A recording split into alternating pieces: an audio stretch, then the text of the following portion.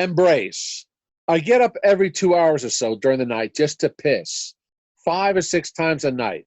My goddamn prostate swollen to the size of an overripe muskmelon sitting in the sweltering summer sun. At least I can piss. I know some guys my age who are either wearing adult incontinent diapers or have got a rubber tube stuck up their cocks just to be able to pee.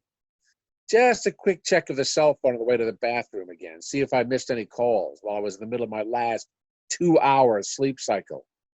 I'm outside that little park across the street from your building if you want to say hi. Who the hell is this? Oh my fucking God, it's Simone.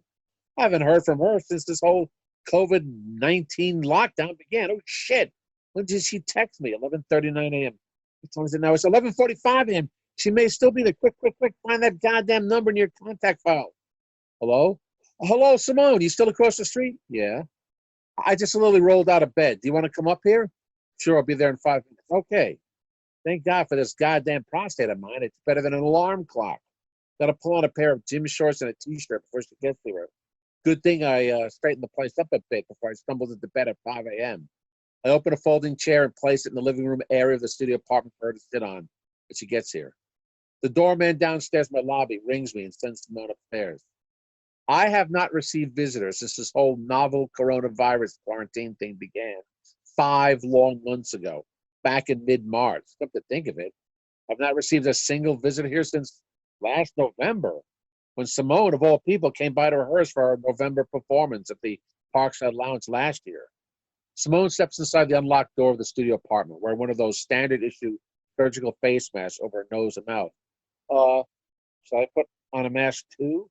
I reach for the box of disposable masks in the living room bureau, which were left by Janet when she stayed here overnight at the place last Thursday. For the first time in 5 months, since she bolted for the perceived safety of her parents' split-level ranch house in upstate Rockland County at the beginning of the pandemic.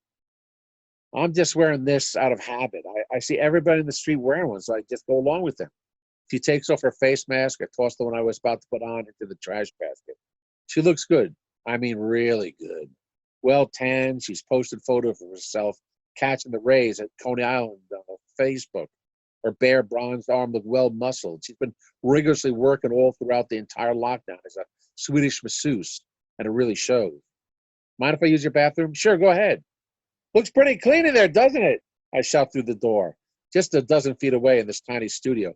I got me a home health attendant these days because of my disabled status. He comes in once a week to clean up so the place looks habitable.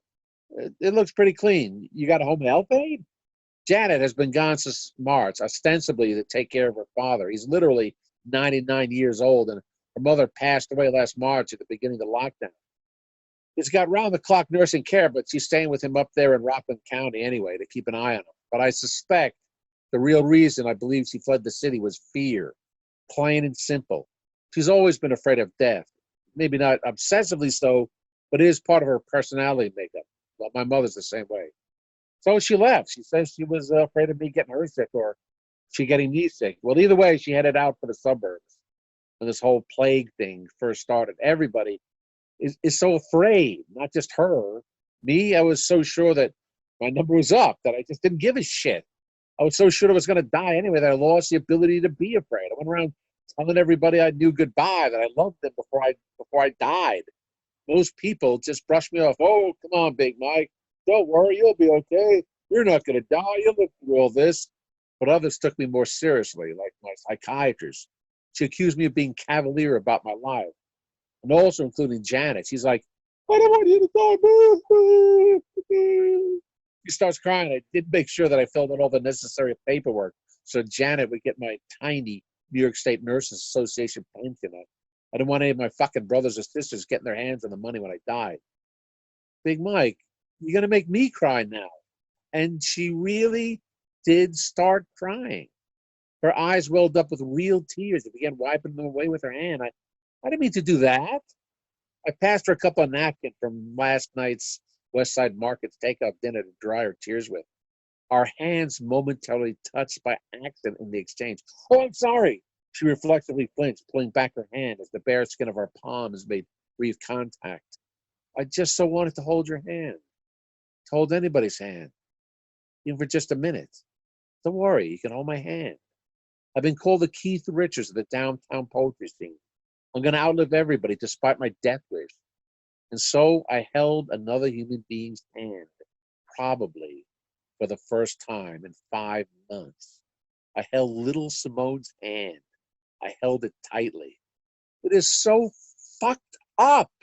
Nobody wants to touch anymore. Nobody wants to hug anymore. Nobody wants to embrace or hold each other anymore.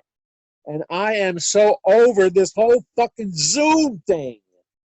I have to get tested for COVID-19 every 2 weeks because of my masseuse job, but nobody wants to hug me anymore. You can hug me. Simone rises from out of her folding chair, crosses the state-mandated 6-foot distancing between us, leans over my lounge chair where I'm all sprawled out and lightly folds her toned, tanned arms about my shoulders, lovingly embracing me.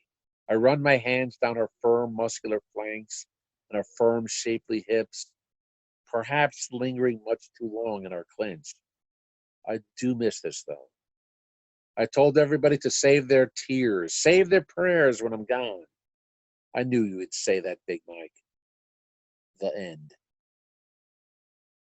Did you show Simone this poem? No, I don't think it did. We started performing again right after that. I know. I guess that was what the hell was that? That was July 30th. We started performing again in August.